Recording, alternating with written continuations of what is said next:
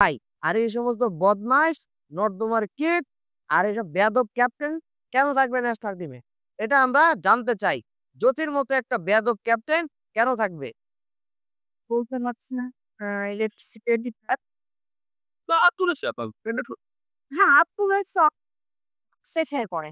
কি করবে ও বুঝতে পারছে না। কারণ ওর ব্যাকআপ মাইন্ড এ কাজ করে সাকিব ভাইয়া ডিনাই করার পরও ইরফান করে লিনেকে ৬ মাসের সাসপেনশন খুলছি। আকশি দেওয়াল তুই কেন ইহা করিস না? তুই কি আপোষের দইকে আমি দিস তোদের দেখছে হেকোটে স্টোকস আমরা লাক্স করে ব্যাক করার পরে লতার রুমে জ্যোতি আর পিঙ্গি চলে গেছে। যে বলতেছে অন্ধ তুমি কি তোমার হাতে কি জ্যোতি আর পিঙ্কি। মনে রেখেন নাম দুটা। জ্যোতি এবং পিঙ্কি।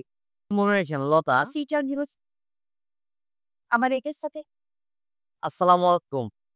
বিডি ক্রিকেট আড্ডার পক্ষ থেকে আমি রকি আছি আপনাদের সাথে। এই মুহূর্তে যারা আপনারা এই ভিডিওটি দেখছেন সবাইকে জানাচ্ছি আন্তরিক শুভেচ্ছা এবং অভিনন্দন।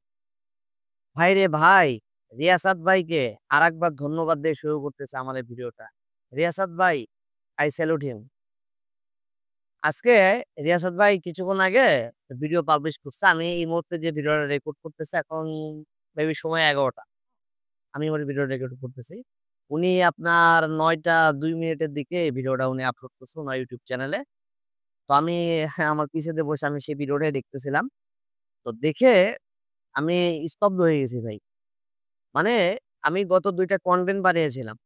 ২ টা কনটেন্টে আমি জ্যোতিকে নিয়ে কথা বলেছিলাম। বাংলাদেশের বর্তমান নারী ক্রিকেট দলের ক্যাপ্টেন। তো এই ভিডিওটা বানানোর পরে অনেকে আমাকে অনেক রকমভাবে কথা বলছে। যে ভাই আপনি অযথা প্রমাণ হয় নাই, না জেনে শুনে আপনি এই যে জ্যোতিকে নিয়ে এরকম ভিডিও বানানো শুরু করছেন, হ্যাঁ? আপনার তো ভাই সমস্যা হবে। তো আসলে হাস্যকরভাবে আমি অনেক আমার কাছের কিছু লোকও আমাকে এই মানে সাবধান করছে। যে ভাই উনি কিন্তু বর্তমান নারী ক্রিকেট দলের ক্যাপ্টেন, হ্যাঁ? জ্যোতিকে নিয়ে আপনি কথা বলতেছেন, বিষয়টা কিন্তু সেনসিটিভ বিষয়। আমি আজকে এই ভিডিওটা রিয়াসাত ভাইয়ের ভিডিওটা দেখার পরে আমি ওই আগের কনটেন্টে আমি কি বলছিলাম? যে জ্যোতি আপনার কি সমস্যা? আপনার কি কোনো সমস্যা আছে? জাহানারার সাথে যে ঘটনাটা ঘটছে জাহানারা আলম এসে বলছে। এখন আপনি এই মঞ্জুর ইসলাম মঞ্জুকে আরো ডিফেন্স করতেছেন। কারণটা কি? এ ধরনের একটা কথা বলছিলাম না ভাই? মনে করে দেখেন তো। এ ধরনের একটা কথা বলছিলাম। হ্যাঁ? নাকি আপনার কোনো সমস্যা? একটা ইঙ্গিত আমি দিয়েছিলাম। এখন আজকের রিয়াসাত ভাইয়ের ভিডিও দেখে মানে এখন কি বিষয়টা আপনাদের ক্লিয়ার না? ক্লিয়ার কি না?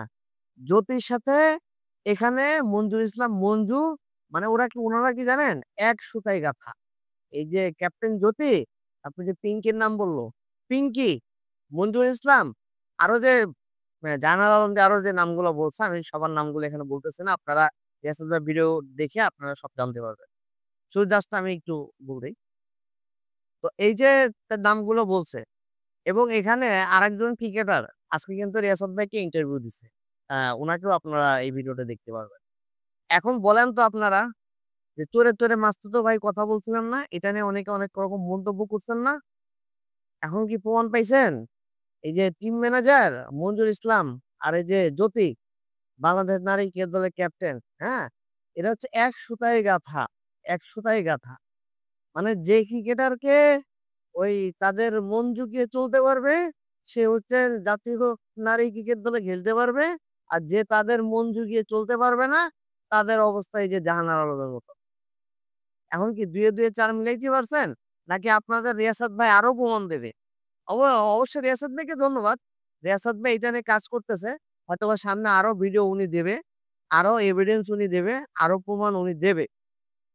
তবে আমি যেটা গেস করছিলাম যে এখানে রিয়াসাত ভাই কিন্তু এটা বারবার বলছে। দেখেন, যদি এখানে যে ক্যাপ্টেন দলের সে কি ভাই কিছুই জানে না? তার টিমমেটদের সাথে, তার কলিগদের সাথে এরকম অপ্রীতিকর ঘটনাগুলো ঘটতেছে, এটা কি ভাই ক্যাপ্টেন জানে না? এটা কি আদৌ আপনি মানবেন? হ্যাঁ? মানবেন? মানবেন না তো। অতএব জ্যোতি এখানে সবই জানে।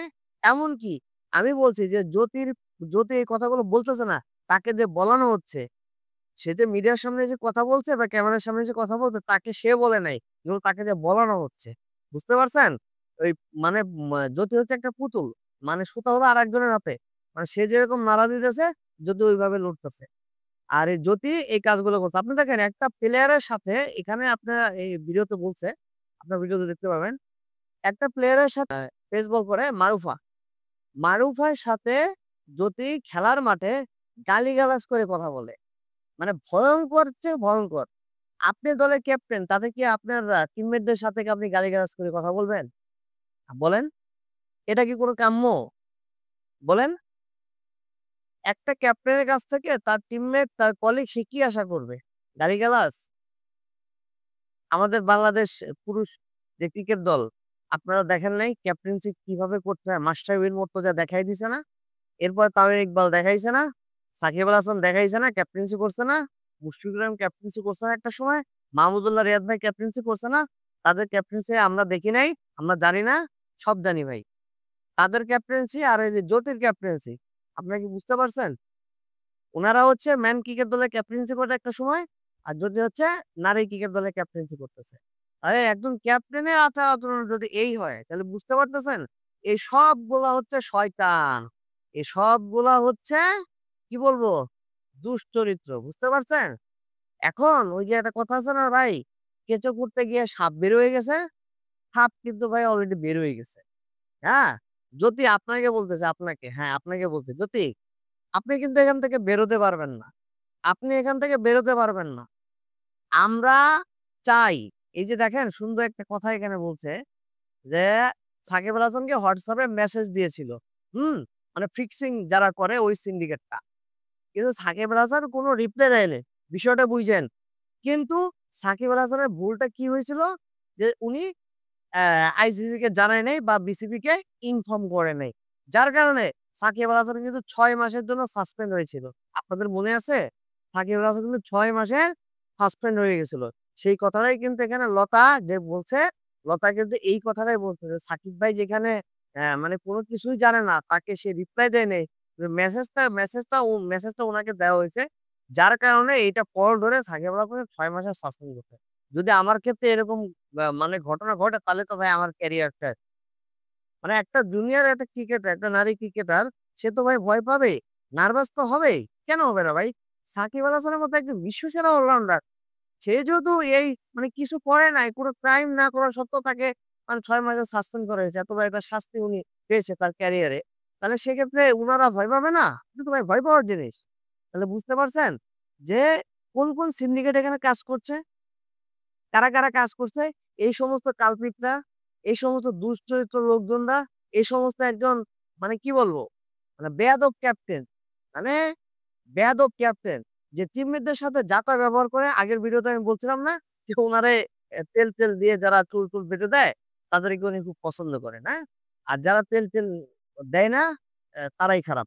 উনি উনার টিমমেটদের সাথে উনার ব্যাগ টানায়, লাগেজ টানায়। বলছিলাম না আগের ভিডিওতে?